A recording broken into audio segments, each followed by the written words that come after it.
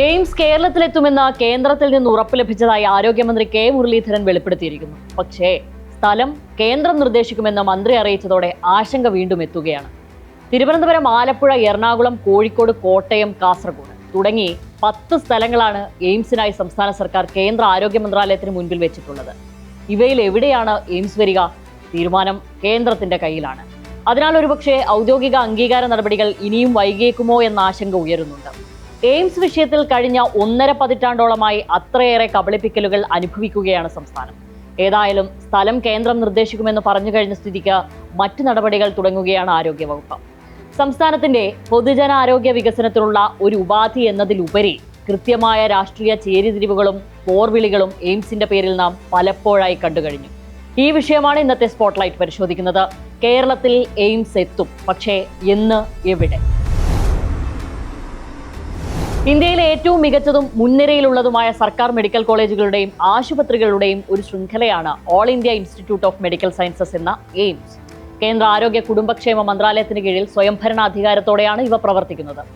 ഇന്ത്യയിൽ പൊതുമേഖലയിൽ ഉയർന്ന നിലവാരത്തിലുള്ള ചികിത്സ, ഉന്നത നിലവാരത്തിലുള്ള വൈദ്യശാസ്ത്ര, ആരോഗ്യ അനുബന്ധ വിദ്യാഭ്യാസം, ഗവേഷണം എന്നിവ നടക്കുന്ന അന്താരാഷ്ട്ര നിലവാരമുള്ള മികച്ച സ്ഥാപനങ്ങളായാണ് ഇവ കണക്കാക്കപ്പെടുന്നത്. സാധാരണക്കാർക്ക് ഏറ്റവും കുറഞ്ഞ ചെലവിൽ ലോകോത്തര നിലവാരത്തിലുള്ള ചികിത്സ എയിംസിലൂടെ ലഭ്യമാകും. ഇന്ത്യയിൽ മെഡിക്കൽ പഠനത്തിന് വിദ്യാർത്ഥികൾ ഏറ്റവും കൂടുതൽ ആഗ്രഹിക്കുന്ന സ്ഥാപനങ്ങളാണിവ. രാജ്യത്തെ ഏറ്റവും മികച്ച ഡോക്ടർമാരെയും മെഡിക്കൽ പ്രൊഫഷണലുകളെയും വാർത്തെടുക്കുന്നത് എയിംസുകളിലൂടെയാണ്. വൈദ്യശാസ്ത്ര രംഗത്തെ പുതിയ കണ്ടുപിടുത്തങ്ങൾക്കും ഗവേഷണങ്ങൾക്കും എയിംസ് വലിയ പ്രാധാന്യം നൽകുന്നു.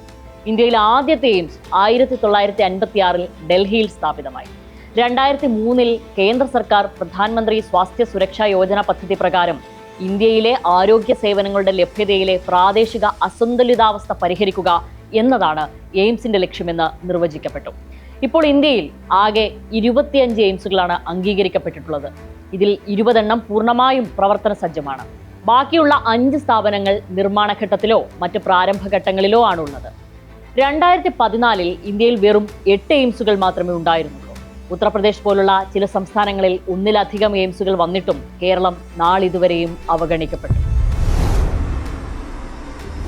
രാജ്യത്തെ എയിംസുകൾക്കായി കേന്ദ്രവിഹിതം കൂട്ടണമെന്ന ആവശ്യം നിരന്തരം ഉയരുന്നുണ്ട്. അതോടൊപ്പം എയിംസുകളുടെ ശോച്യാവസ്ഥയും വാർത്തകളിൽ ഇടം പിടിക്കുന്നു. സിറിഞ്ചുകൾ, തുന്നലിനുള്ള വിവിധ ഉപകരണങ്ങൾ തുടങ്ങിയ ദൈനംദിന ആവശ്യങ്ങൾക്കുള്ള വസ്തുക്കൾ പോലും ലഭ്യമല്ലാതെ വരുന്നു.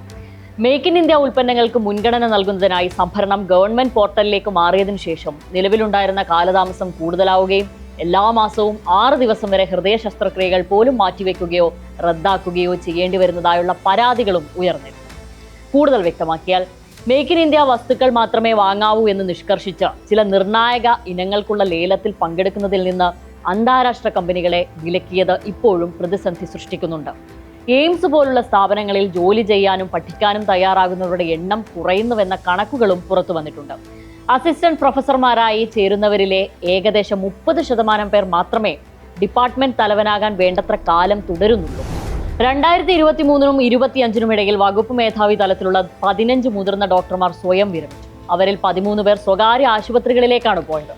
ഇന്ത്യയിലെ എല്ലാ എയിംസ് ക്യാമ്പസുകളിലുമായി 2022-നും 2024-നും ഇടയിൽ 429 ഡോക്ടർമാർ രാജിവെച്ചതായി കേന്ദ്ര ആരോഗ്യ സഹമന്ത്രി പ്രതാപ് റാവു ജാദവ് 2025 ഓഗസ്റ്റിൽ പാർലമെന്റിൽ ചോദ്യത്തിന് നൽകിയ മറുപടിയിൽ അറിയിച്ചിരുന്നു. അനുവദിച്ച 1306 ഫാക്കൽറ്റി തസ്തികകളിൽ 452 ഒഴിവുകളിലേക്ക് 2021-22 അപേക്ഷ ക്ഷണിച്ചപ്പോൾ 176 പേർ മാത്രമാണ് ജോലിയിൽ പ്രവേശിച്ചത്. പരിതാപകരമായ അവസ്ഥയും അസൗകര്യങ്ങളും തന്നെയാണ് ഡോക്ടർമാരെയും രോഗികളെയും ഒരുപോലെ വലയ്ക്കുന്നത്. കേന്ദ്ര സർക്കാരിന്റെ പൊതുജനാരോഗ്യ രംഗത്തോടുള്ള സമീപനമാണ് എയിംസുകളുടെ നിലവിലുള്ള അവസ്ഥ പ്രതിഫലിപ്പിക്കുന്നത്. 2ാം UPA സർക്കാരിന്റെ കാലം മുതൽ തുടങ്ങിയതാണ് കേരളത്തിന്റെ എയിംസ് സ്വപ്നം. എല്ലാ സംസ്ഥാനത്തും എയിംസ് ആരംഭിക്കുക എന്ന സർക്കാർ നയത്തിൽ കേരളവും വലിയ പ്രതീക്ഷയിലായിരുന്നു.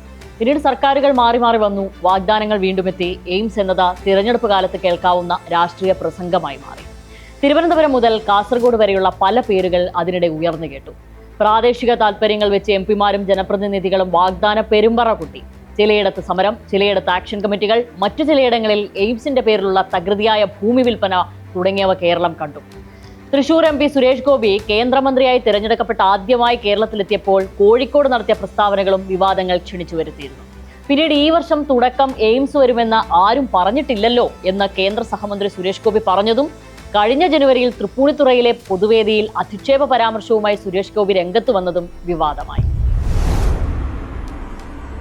എയിംസിന് അനുയോജ്യമായ 3 സ്ഥലങ്ങൾ നിർദ്ദേശിക്കാൻ 2014 ജൂണിലാണ് കേന്ദ്ര ആരോഗ്യ മന്ത്രാലയം സംസ്ഥാന സർക്കാരിനോട് ആവശ്യപ്പെട്ടത്.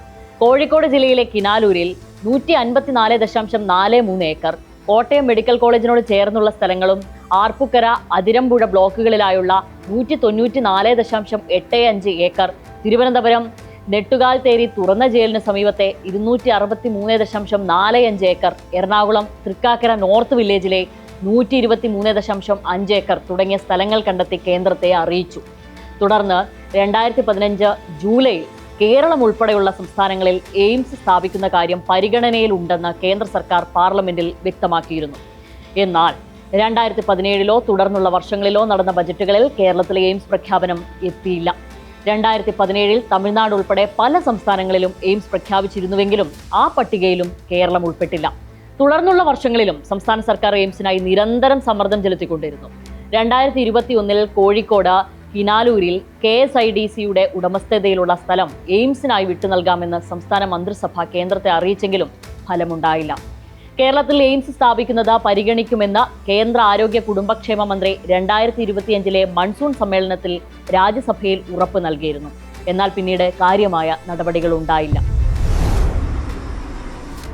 ഓരോ തെരഞ്ഞെടുപ്പ് കാലത്തും പൊടിതട്ടിയെടുക്കുകയും പിന്നീട് രാഷ്ട്രീയ ആരോപണ പ്രത്യാരോപണങ്ങളിൽ മുങ്ങിപ്പോവുകയും ചെയ്യുന്ന വെറും ഒരു വാഗ്ദാനമായി കേരളത്തിന്റെ എയിംസ് സ്വപ്നം മാറാൻ തുടങ്ങിയിട്ട് കാലമേറെയായി. ഇപ്പോൾ കേന്ദ്രം സ്ഥലം തീരുമാനിക്കുമെന്ന പുതിയ അറിയിപ്പ് പ്രതീക്ഷയുടെ ഒരു ചെറിയ കിരണം നൽകുന്നുണ്ടെങ്കിലും വീണ്ടും ഇത് അനന്തമായി നീണ്ടുപോകുമോ എന്ന ജനങ്ങളുടെ ആശങ്ക അസ്ഥാനത്തല്ല. പ്രാദേശികവാദങ്ങളും സങ്കുചിത രാഷ്ട്രീയ താല്പര്യങ്ങളും മാറ്റിവെച്ച കേന്ദ്ര സംസ്ഥാന സർക്കാരുകൾ ഈ വിഷയത്തിൽ ഒരുമിച്ച് നിൽക്കേണ്ട സമയമാണിത്. അതോടൊപ്പം തന്നെ കേരളത്തിന് ലഭിക്കുന്ന എയിംസ് മറ്റു പല സംസ്ഥാനങ്ങളിലെയും പോലെ അടിസ്ഥാന സൗകര്യങ്ങളില്ലാത്ത വെറും ഒരു കോൺക്രീറ്റ് കെട്ടിടമായി ഒതുങ്ങരുത്.